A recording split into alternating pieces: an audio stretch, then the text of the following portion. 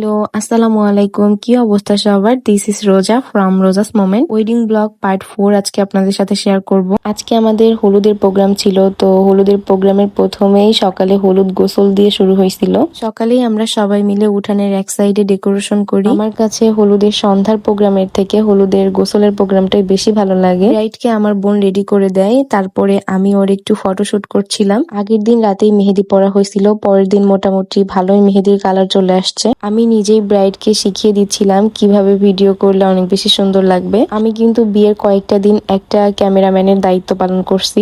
বাসার মধ্যে কিছু ছবি তোলার পরে আমরা বাসার পেছনের সাইডে চলে যাই, সেখানে গিয়ে একটু ফটোশুট করি। তারপরে আমি ওরে বলতেছিলাম, চলো তোমাকে আলতা পরাই দিই, আলতা পরাই দিলে পা দেখতে আরো বেশি সুন্দর লাগবে। আমার কাছে বিয়ের সবগুলো প্রোগ্রামের থেকে হলুদের এই প্রোগ্রামটাই সব থেকে বেশি ভালো লাগে। এই তো আলতা পরানো মোটামুটি কমপ্লিট। আলতা পরানোর পরে পা দেখতে কিন্তু অনেক বেশি সুন্দর লাগে। আমাদের বাসায় 3টা কলসি আছে, আমার বোনের বিয়ের সময় কেনা হয়েছিল। এই কলসিগুলোই বাসার সবার প্রোগ্রামেই ব্যবহার করা হয়। মেয়ের গায়ে যে হলুদ দেওয়া হবে সেই হলুদই হচ্ছে কোটা হবে ঢেকিতে। মেয়ের মামি বা চাচি কেউ একজন হলুদের ঢাকনা মাথায় নিয়ে ঢেকির পাড়ে আসবে। 5 জন মিলে আবার সেটা মাথা থেকে নামাচ্ছিল, 5 জন মিলেই আবার ঢেকি পাড় দিচ্ছিল। এগুলো আসলে তেমন কোনো নিয়মই না, গ্রামের মানুষ মজা করেই এগুলা করে। এই জিনিসগুলো দেখতেও মজা লাগতেছিল, কারণ এসব জিনিস এখন নাই বললেই চলে। সবাই এখন অনেক বেশি আধুনিক হয়ে গেছে। এই জায়গাতে ওই ঢাকনটাই আবার মেয়ের মাথায় দেওয়া হচ্ছিল। আরেকটা জিনিস বলি আপনাদেরকে, যারা বিবাহিত তারাই এগুলা করতে পারবে,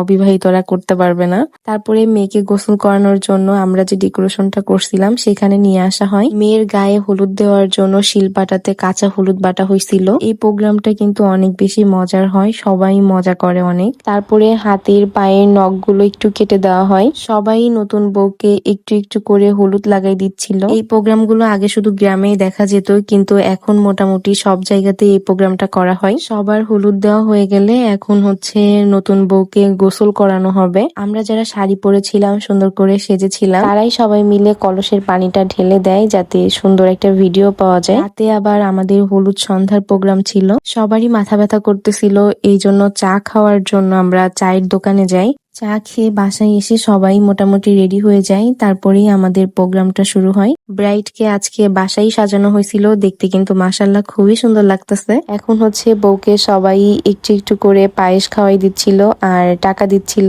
সন্ধ্যার প্রোগ্রামে শুধু খাওয়া দাওয়াই ছিল, বউ শুধু এখন খাইতেই থাকবে। সবাই খাওয়াচ্ছিল আর আমি সবারই ভিডিও করে দিচ্ছিলাম, ছবি তুলে দিচ্ছিলাম। বউয়ের নানুও খাওয়াইতে যায়, বাসার মোটামুটি সবাই ওরে খাওয়াইছিল আর ও শুধু খাইতেই ছিল। এটা হচ্ছে বউয়ের ফুল ফ্যামিলি, ওর বাবা মা ভাই সবাই একসাথে গেছিল ক্ষীর খাওয়ানোর জন্য। তারপরে ভাবলাম আমারও একটু যাওয়া উচিত, সবাই যেহেতু যাচ্ছে আমি কেন বাদ যাব। আমি নিজেও একটু বেশি বেশি করে বউকে খাওয়াই দিচ্ছিলাম, কারণ এত আদর করে আর কখনোই কেউ খাওয়াবে না। তারপরে আমরা সবাই হাতের ছবি নিচ্ছিলাম, ভিডিও নিচ্ছিলাম, সবার হাতে মেহেদি ছিল। একদম প্রোগ্রামের শেষের দিকে আমি ব্রাইডের কিছু ছবি তুলে দেই, ভিডিও করে দেই। ব্রাইড তো তার হাজবেন্ডের নাম হাতে লেখার পর থেকে শুধু হাতেরই ভিডিও করতেছিল। এরই মধ্যে হঠাৎ করে পিছনে দেখি ভাই আমাদের সবার জন্য চা নিয়ে আসছে।